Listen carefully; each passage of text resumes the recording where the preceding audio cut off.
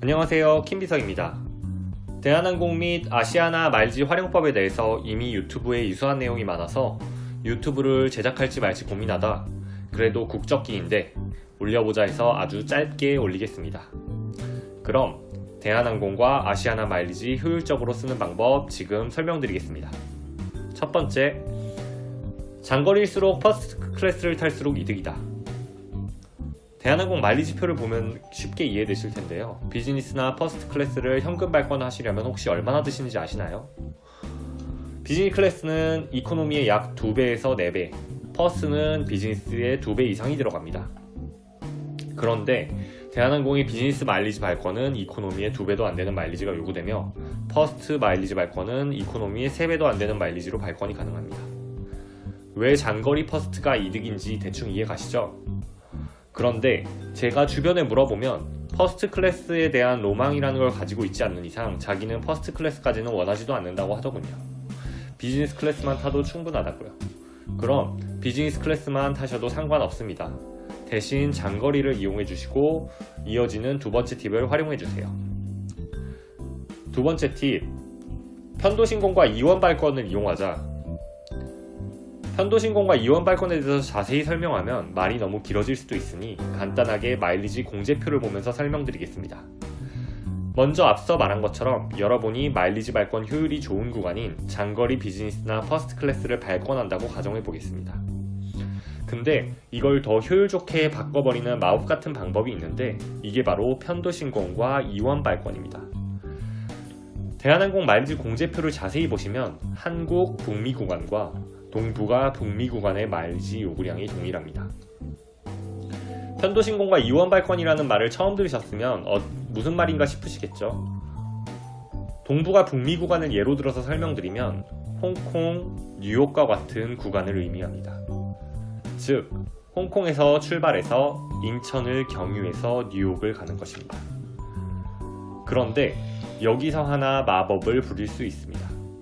그 마법은 바로 마일리지로 발권한 티켓은 인천에서 발권일 기준 1년 동안 스톱오버를 할 수 있다는 것입니다.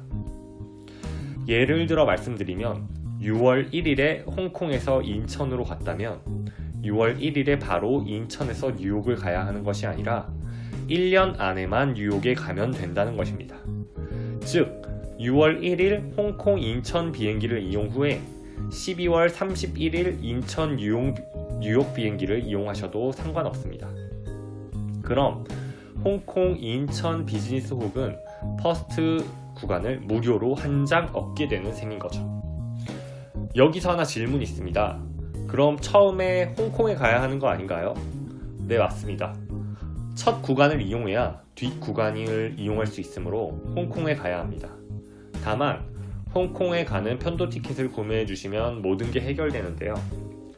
예시로 보여드리겠습니다.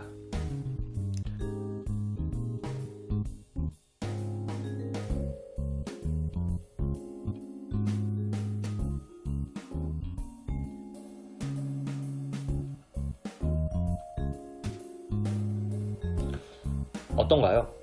지금 보여드린 예시는 편도신공 3회와 편도 발권 2회로 발권한 8편의 비행을 하나의 예시로 보여드린 것입니다. 예시에 나온 영국항공, 델타항공, 유나이티드 항공으로 갈 수 있는 꿀구간은 추후에 다시 설명드리겠습니다. 이제 편도신공과 이원 발권에 대해서 어느 정도 이해하셨을지 모르겠네요. 그럼 새로운 팁이 하나 더 나갑니다. 혹시 아시나요? 대한항공과 아시아나 마일리지는 매년 정해진 기간에 성수기 추가 공제 50%가 들어갑니다. 50%는 엄청나게 많은 양이죠. 처음 보여드린 인천 뉴욕 구간이 8만 마일리지가 기본인데 여기서 50%를 추가로 공제하면 12만 마일리지입니다. 피 같은 마일리지를 50%나 추가 공제한다니 너무 많지 않나요? 이 피 같은 마일리지 50% 차감을 피하는 방법이 있는데요. 바로 위에 말씀드린 편도신공을 이용하면 50% 차감을 피할 수 있습니다. 그 이유는 바로 이 편도신공의 첫 구간을 기준으로 마일리지 공제가 이루어지기 때문입니다.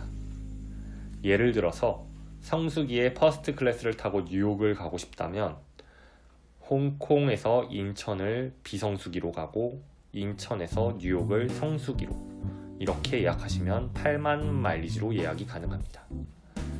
자, 그럼 대충 편도 신공 및 이원 발권에 대한 설명이 종료됐습니다.